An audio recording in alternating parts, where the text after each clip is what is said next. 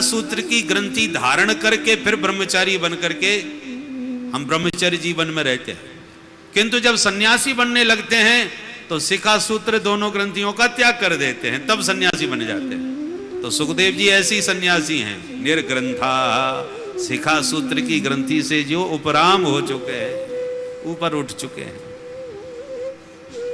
अथवा संग्रह परिग्रह की भी ग्रंथि जिनके पास नहीं है, व्यवहार में लोग कहते हैं साहब सब कुछ लुटा दिया कि कुछ गांठ में अपने पास भी रखा है, कहते हैं ना गांठ में कुछ है कि सब लुटा दिए।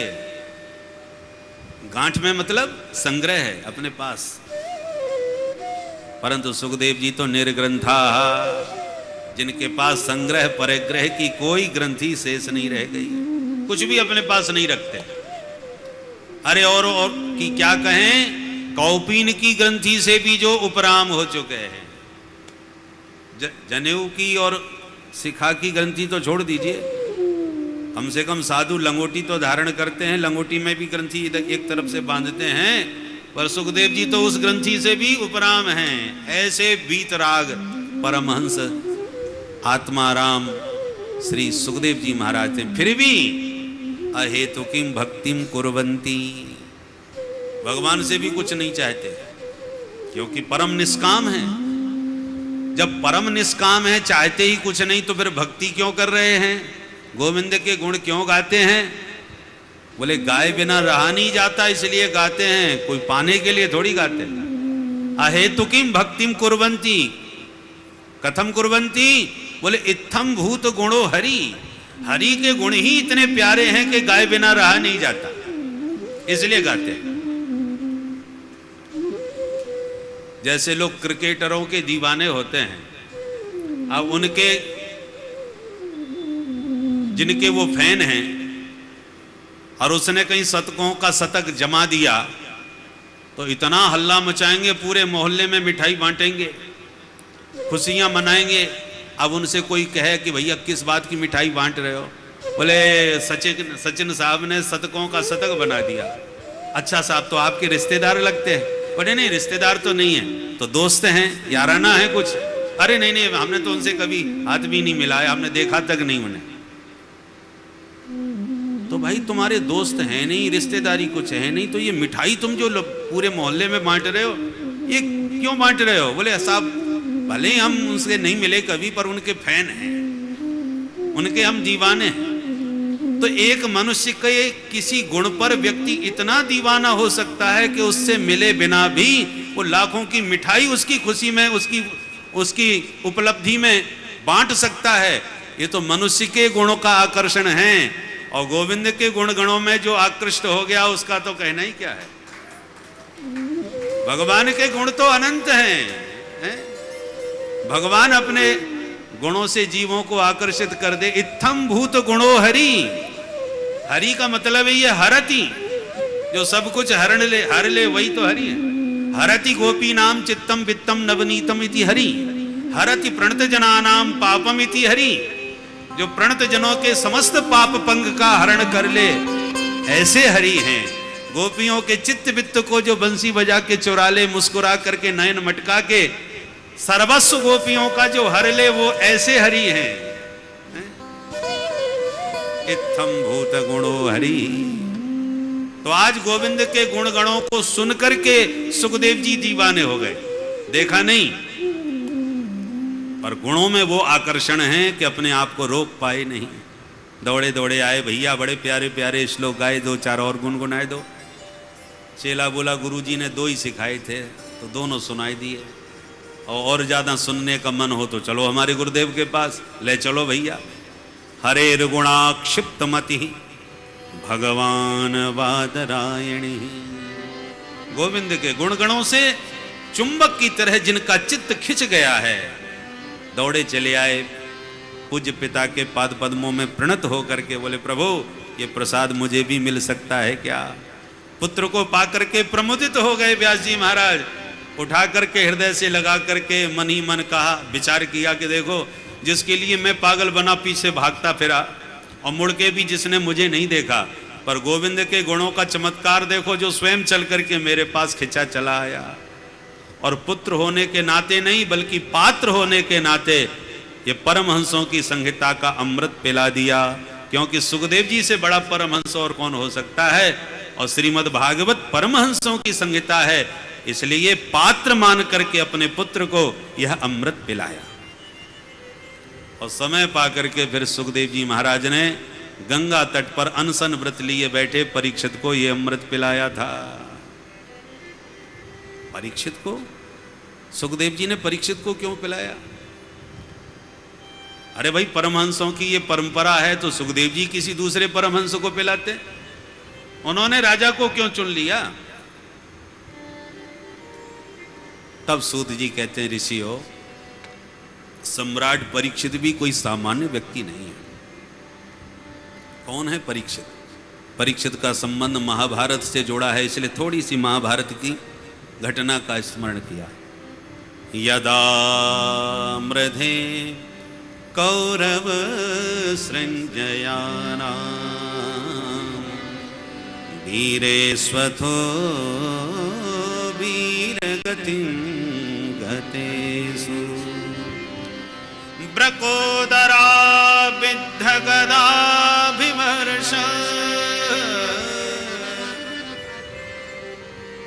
भगनोरुदंडे धृतराष्ट्रपुत्रे। जिस समय महाभारत का युद्ध हुआ और सारे कौरव उसमें मारे गए, अंतिम निर्णायक युद्ध हुआ भीम और दुर्योधन के बीच। और उस युद्ध में भीमसेन ने अपनी विशाल गदा के प्रहार से दुर्योधन की जंघा को तोड़ दिया, अमूर्छावस्था में घायल छोड़ दिया। और विजय का शंख बजा के पांडव अपने शिविर में प्रविष्ट होने लगे। प्रभु बोले, सुनो, आज विजय महोत्सव मनाएंगे। और शिविर से बाहर निकाल के उत्सव मनाने लगे। तो पांडवों के शिविर में जो सूनी सैया थी, उस पर द्रौपदी के पांचों बेटा जो पांडवों से प्राप्त थे, वो अपने अपने पिता की सैया पर सो गए। उधर घायल पड़े दुर्योधन के पास द्रोणाचार्य जी का बेटा अश्वत्थामा पहुंचा और बोला, मित्र, तुम्हारी ये दुर्दशा देखी नहीं जाती, बताओ मैं तुम्हारे लिए क्या करूं। दुर्योधन ने कहा, मित्र, हम 100 भाई थे पर एक नहीं बचा। उससे भी बड़ा कष्ट यह है कि दुश्मन 5 भाई थे पर एक भी नहीं मरा। इन 5 में से एक भी मर जाए तो मरते मरते कुछ तो मुझे चैन मिल जाए। इसको कहते हैं नंबर 1 का दुष्ट, जो मरते मरते न सुधरे।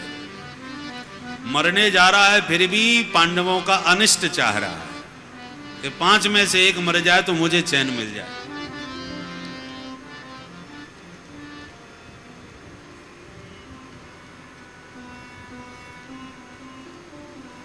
प्यार से बोलो, जय श्री राधे। जय श्री राधे। तो जो महादुष्ट होते हैं ना, वो मरते मरते नहीं सुधरते। एक बड़ा दुष्ट था, पूरे मोहल्ला में सब उससे परेशान थे, जब देखो तब लड़ाई झगड़ा करता। जब मरणासन्न हो गया, मरने लगा, ऐसा कोई मोहल्ले का सदस्य नहीं था जिससे उसका झगड़ा ना हुआ हो, सब दुखी थे। जब मरने लगा तो लोग देखने आए, बोले चलो अच्छा है, कंटक कटा, जल्दी जाए, घर मोहल्ले में शांति आए। तो जब कई लोग उसे देखने आए, बोले जब मर ही रहा है तो कम से कम अब तो अंतिम में तो उससे ठीक से मिले ही लो। तो कई लोग इकट्ठे हो गए। तो उसने हाथ जोड़ के सबसे कहा, भैया, मैंने ज़िंदगी में कोई भी किसी के कष्ट दिया हो, अपराध किया हो, तो आप मरते समय मुझे माफ़ कर दो। तो सब लोगों को दया आ गई। अच्छा ठीक है भैया, तुम मन भारी मत कर, हमने तुझे माफ़ किया। बोले तो माफ़ किया तो एक मेरी अंतिम इच्छा पूरी कर देना। हाँ बताओ, क्या अंतिम इच्छा है तुम्हारी? बोले मरते समय मेरे माथे में कील ठोक देना, बस यही मेरी अंतिम इच्छा है। बड़ी विचित्र इच्छा है ये। ठीक है भाई, तुम कह रहे हो तुम्हारी अंतिम इच्छा है तो कर देंगे पूरी। बोले बड़ी मेहरबानी होगी। वचन दिया? बोले दिया। मर गया महाराज। मर गया तो मोहल्ले वालों ने कहा, देखो भाई, उसकी अंतिम इच्छा तो पूरी करनी चाहिए, वो तो मर के चला ही गया। तो बोले हाँ, वो तो करना ही चाहिए। तो मोहल्ले वालों ने मिलके माथे में कील ठोक दी। अब किसी ने पुलिस को खबर कर दी कि सबका वो दुश्मन था, इसलिए सब मोहल्ले वालों ने उसे मार डाला। पुलिस ने आकर के देखा तो कील ठुकी थी, तो सबूत मिल गया कि हाँ, क्यों ये कील किसने ठोकी? बोले साहब हमने। क्यों? बोले इसकी अंतिम इच्छा थी। बोले झूठ बोलते हो, उसे मार डाला, अब कह रहे हो अंतिम इच्छा थी। ये कील ठोकी है, शिकायत मिली है कि तुम लोगों ने मिलकर उसे मारा है, इसलिए चलिए किस किस ने ठोकी थी कील, सबको पकड़ के जेल में बंद किया। सब ने जम के गाली दिया, दुष्ट मरते मरते भी जेल में डाल गया। तो मरते मरते भी वो न सुधरे, कुछ ना कुछ गड़बड़ करके ही मरे। वो महादुष्ट होते हैं, वो कभी नहीं सुधरते। तो दुर्योधन मरने को पड़ा है, कह रहा है कि 5 में से 1 मर जाए तो मुझे मरते मरते चैन मिल जाए। अच्छा भाई, अश्वत्थामा ने कहा हम तुम्हारी ये अंतिम इच्छा पूरी करेंगे। तो चल दिया। कैसे करूं, 5 पांडव प्रबल हैं, मैं अकेला। तो काकुलूकन न्याय से मध्य रात्रि में अचानक पांडव शिविर पर उसने हमला बोला। पांडव तो थे ही नहीं, पांडव पुत्र थे। और सौभद्रा द्रौपदेयाश्च सर्व एव महारथा, ये सब महारथी पुत्र थे और पांडवों जैसे ही लगते थे। और 5 को पांडव समझ करके अश्वत्थामा ने 5 का सिर काट लिया। दौड़ करके आया, मित्र देखो तुमने 1 सिर मांगा था, हमने 5 का सिर लाके तुम्हारे सामने रख दिया। सुन के बड़ा प्रसन्न हो गया, जरा दिखाओ। और जब ध्यान से देखा तो पहचान गया। दुखी होके दुर्योधन बोला, अरे अभागे, तूने तो हमारे वंश में पानी देने वाला भी नहीं छोड़ा। इन बच्चों से मेरा क्या बैर? मेरा बैर तो पांडवों से था। ये पांडव नहीं, पांडव पुत्र हैं। बड़ा दुखी हुआ और दुर्योधन तो चल बसा। और अश्वत्थामा भयभीत होकर भागा कि अर्जुन मुझे अब छोड़ने वाला नहीं। इधर जब द्रौपदी को पता चला तो बिलक उठी अपने पुत्रों के शव पर। माता शिशूनां निधनम सुतानां निशम्य घोरम परितप्यमाना तदा रुदत्बाष्पकला कुलाक्षी तां सांत्वयन्नाह किरीटमाली। द्रौपदी के करुण क्रंदन को सुनकर अर्जुन ने अपना गांडीव उठाते हुए कठोर प्रण करते हुए कहा, देवी द्रौपदी बिल्कुल दुखी ना हो। जिस दुष्ट ने यह दृश्य तुम्हें दिखाया है, मैं अर्जुन प्रतिज्ञा करता हूं कि उसको तुम्हारे सन्मुख ला करके मृत्यु दंड दूंगा। और गोविंद के रथ पर आरूढ़ होकर के अर्जुन ने पीछा किया और भागते अश्वत्थामा को पकड़ भी दिया। रस्सियों में बांध करके रथ में पटक दिया, घसीट करके पशुओं की तरह ले जाने लगे। भगवान बोले, अर्जुन कहां पकड़ के ले जा रहे हो? ब्रह्म बंधु मिमम जही, दुष्ट ब्राह्मण को अभी यहीं इसी वक्त मार डालो। अर्जुन ने कहा, नहीं सरकार, प्रतिज्ञा अनुसार मैं द्रौपदी के सन्मुख लाके मारूंगा ताकि उसका हृदय भी शीतल हो जाए। ठीक है। पकड़ के जब द्रौपदी के सामने अश्वत्थामा को उपस्थित किया कि देवी द्रौपदी देख लो, ये रहा तुम्हारे पुत्रों का हत्यारा। अब बोलो क्या दंड देना चाहती हो? पाप कर्म से लज्जित अश्वत्थामा नीचे को सिर झुकाए नतमस्तिष्क खड़ा है, क्योंकि पापी कभी किसी से आंख मिला के देख नहीं सकता। तथा हृतम पशुवत् पाशबद्धम अवांग मुखम कर्म जुगुप्सितेन निरीक्ष कृष्णापकृतं गुरोसुतं वामस्वभावा कृपया ननाम च। सूत जी कहते हैं, ऋषियों, पशुवत् पाशबद्धम, जैसे पशुओं को रस्सी में बांध करके लोग ले जाते हैं, ऐसे ही अर्जुन ने पशुओं की तरह अश्वत्थामा को रस्सी में बांध करके द्रौपदी के सामने धक्का मार के पटक दिया। ये रहा हत्यारा। और अश्वत्थामा अवांग मुखम, नीचे को सिर झुकाए खड़ा है। क्यों? कर्म जुगुप्सितेन, जुगुप्सित माने निंदनीय कर्म किया है, पाप कर्म किया है, सोते हुए बच्चों पर हमला करके मार दिया है।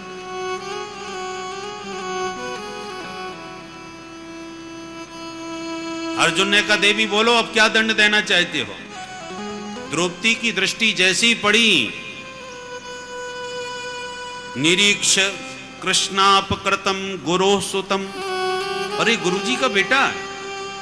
तो तुरंत खड़े होकर के द्रौपदी ने चरणों में प्रणाम किया। अर्जुन ने कहा देवी क्या कर रही हो, जिसे तुम प्रणाम कर रही हो यही तुम्हारे बच्चों का हत्यारा है। द्रौपदी ने कहा मुझे मालूम है। अरे जब मालूम है तो प्रणाम क्यों कर रही हो। बोले हत्यारे को प्रणाम नहीं कर रही, मैं एक विप्र देव को प्रणाम कर रही हूं। हत्यारा बाद में है, उससे पहले ये ब्राह्मण है, और ब्राह्मण होने के बाद उसके बाद ये गुरुजी का बेटा है। तो ब्राह्मण होने के नाते और गुरुपुत्र होने के नाते मेरा प्रथम कर्तव्य है कि हम गुरुपुत्र का और ब्राह्मण का प्रणाम करके स्वागत करें, अभिनंदन करें। मैं तो कहूंगी महाराज मुच्यता में स ब्राह्मणो नितराम गुरु। ब्राह्मण तो जन्म से ही पूजनीय होता है, ये ब्राह्मण है और गुरुजी का बेटा है। इस समय गुरुजी तो हमारे पास नहीं रहे, पर स एष भगवान द्रोण प्रजारूपेण वर्तते।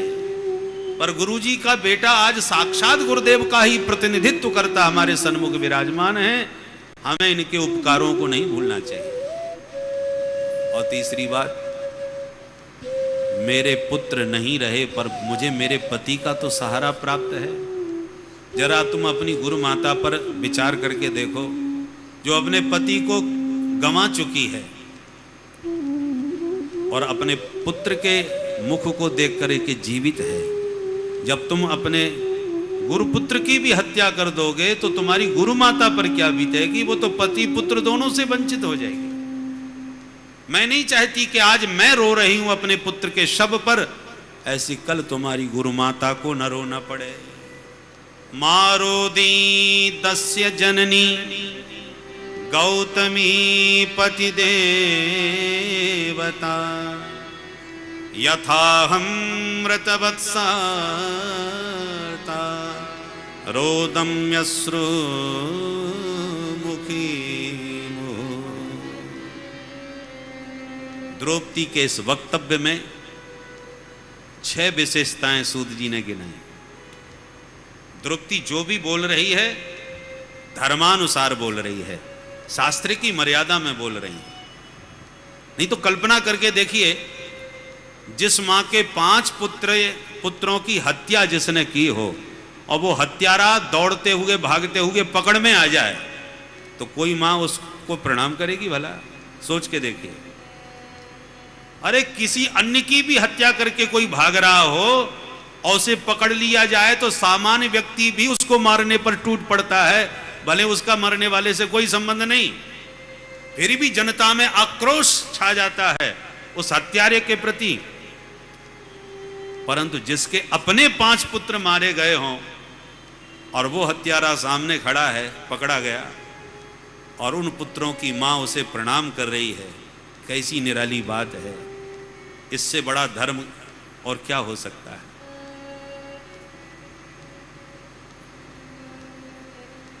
धर्म की परीक्षा ही विपत्ति काल में होती है।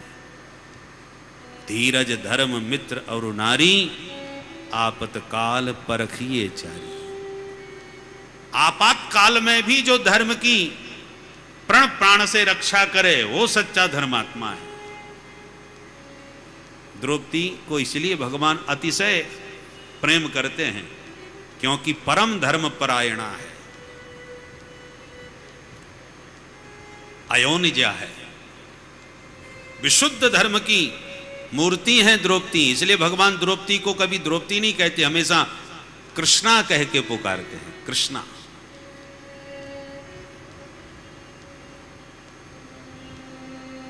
धर्मम न्याय्यम सकरुणम निर्व्यलीकम समम महत्, ये 6 विशेषताएं गिनाई है। धर्म है, न्याय है, करुणा है, महत्ता है, महानता, समता है। ये 6 विशेषताएं और निर्व्यलीकम माने निष्कपटम।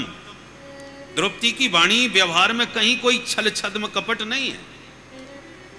इसलिए द्रौपदी के इस वक्तव्य पर धर्मराज युधिष्ठिर जी भी गदगद हो गए।